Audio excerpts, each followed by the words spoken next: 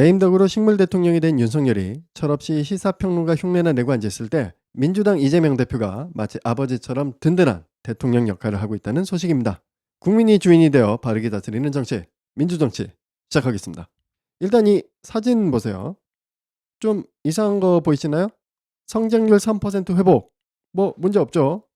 자, 그런데 이재명 대표가 사진에 나와 있습니다. 보통은 저런 말 뒤엔 대통령의 사진이 나와 있어야 돼요. 왜냐면 대통령은 행정부의 수반으로서 나라 살림을 운영을 하고 목표를 제시하는 역할이니까요. 그런데 윤석열이 아니라 이재명 대표가 저런 얘기를 하고 있다? 뭔가 바뀌었다는 생각 안 드시나요? 이재명 민주당 대표는 2일과 3일 연속으로 대한민국의 경제 성장률 3% 회복에 대한 이야기를 했습니다. 정책 우선순위를 조정하고 위기 극복 방안을 총동원하면 3% 성장률 회복 얼마든지 가능하다. 경제를 회복시킬 쌍끌이 엔진이 필요하다. 그 한 축은 연구기술 개발, 신성장 동력 발굴, 미래형 SOC 투자. 또 한 축은 총수요 부족을 개선하기 위한 소비 진작, 연구개발 예산 삭감을 치명적 패착으로 규정하면서 복구 필요성도 강조했습니다. 예산의 대폭 증액으로 민생 부담을 완화해야 한다 라면서 소상공인 지원, 지역화폐 예산 확대 등도 주장을 했죠. 이게 재밌는 게 오늘 3일 윤석열이 소상공인 대회에 참석해서 어퍼컷 생쇼를 보였습니다. 이제는 김건희 컨트롤이 아니라 이재명 대표의 컨트롤대로 움직이는 윤석열. 뭔가 짠해요. 요즘 윤석열 보면 군대에서 무능한 간부들이 왔을 때가 생각납니다. 병보다 어리버리하면서 병사한테 쩔쩔매는 간부들. 군생활 하시면서 그런 경험 많이 해보셨죠? 뭘 알아야 간부로서의 권위가 설 거 아니겠습니까? 윤석열이 지금 딱 그런 상태입니다.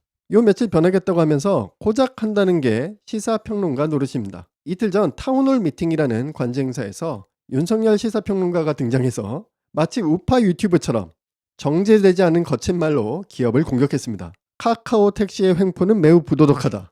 약탈적 가격이다. 부도덕한 행태에 대해서 반드시 정부가 제재를 해야 된다. 은행도 공격했어요. 우리나라 은행 독과점이다. 앉아서 돈을 벌고 그 안에서 출세하는 게 문제다. 아니 막말로 앉아서 돈 벌고 출세하는 건 검찰이죠. 아무튼간에 자신이 대통령이라는 사실을 망각하고 IT 기업과 은행업을 통째로 비난을 했습니다.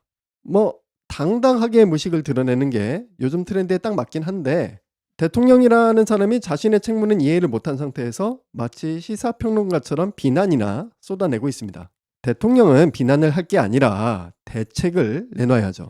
게다가 대통령의 한마디가 경제에 어떤 영향을 끼치는지에 대한 고려도 전혀 없습니다. 제가 카카오의 주주나 은행 주주라면 가슴이 철렁할 것 같아요.